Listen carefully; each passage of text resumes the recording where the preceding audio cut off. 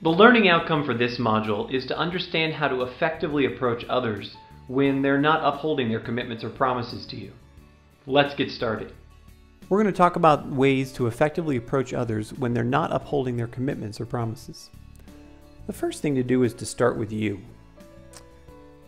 Accountability or willingness to tell others when they're not upholding their commitments starts with you and your actions. If you don't follow through on your commitments, you really don't have any credibility to hold others accountable. So try to ban excuses from your vocabulary.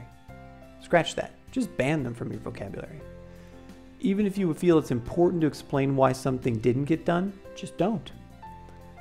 Why? Because it's an excuse and others won't take kindly to it. So, when you mess up, own it and clean it up. That's it.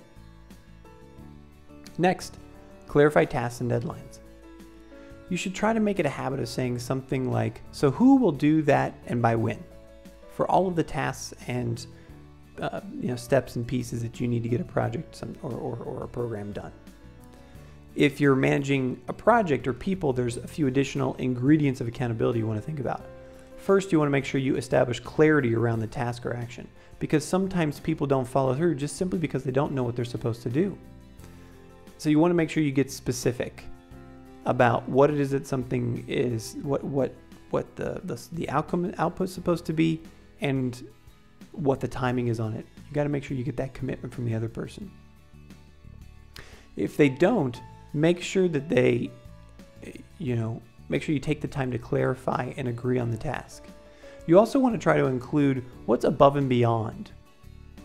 What would that look like to you? Because most people will be motivated to achieve it. You also want to take time to explain why the expectation exists about completing the task and who's depending on the work of that person that it's supposed to get the task done. Next, create commitment, not compliance. Sometimes people will agree to do something when they have no intention of doing it, either consciously or subconsciously. You've heard it all before. People who'll say something like, I'll try to do that, or I'll get back to you on it, or let me see what I can do. Your job is to make sure you level with the person you're talking to determine whether or not you need to give that request or that task to someone else, or whether or not that person is genuinely committed to doing it.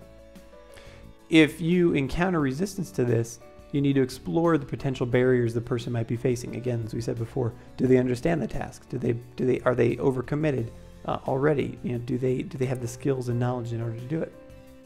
If there are barriers, work with them to overcome them and provide support. Next, make sure you keep things on your radar. Once you obtain a commitment from someone, you can't just reappear when the commitment or the task is due. You need to follow up with them. You need to keep it on their radar and make sure that you continue to talk about and look at the milestones that are on the way to accomplishing that commitment. Think of yourself as a consultant. The hallmark of a good consultant is that they ask good questions and don't take projects away from their clients. So make sure you ask good questions to people that are committed to doing things for you. And then check in with them to ask good questions about what's going well and what's going not so well. You can ask them things like, hey, it sounds like you're frustrated right now. What have you already tried? Or let's make a list of the important factors in making the decision for you. How do those play in? Or what are the possible courses of action here? What do you think that you will do next? Finally, make sure you establish consequences and renegotiate if necessary.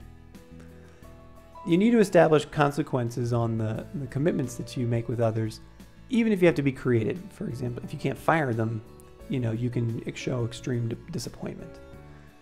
Otherwise, your threats for, bringing down, the gauntlet on them are sort of hollow and they'll just ignore you. And then if the person isn't meeting your expectations, you need to tell them. Don't make them guess.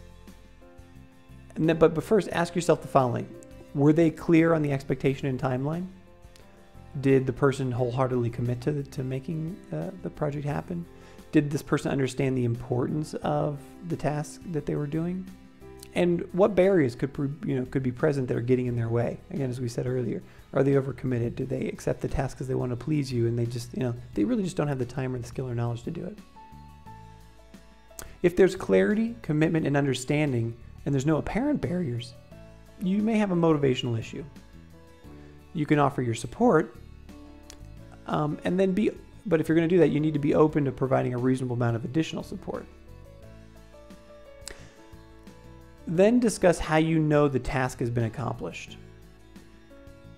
Is it a clear deliverable, or is it milestones, or what is it? And if the deadline passes, you need to try to resist the temptation to take over the task. Check in one final time. Hey, we really discussed, we agreed this would be done on X date, and here's what it was supposed to do. And I've done everything I can to help you, and I need to ask you, are you committed to this task or not?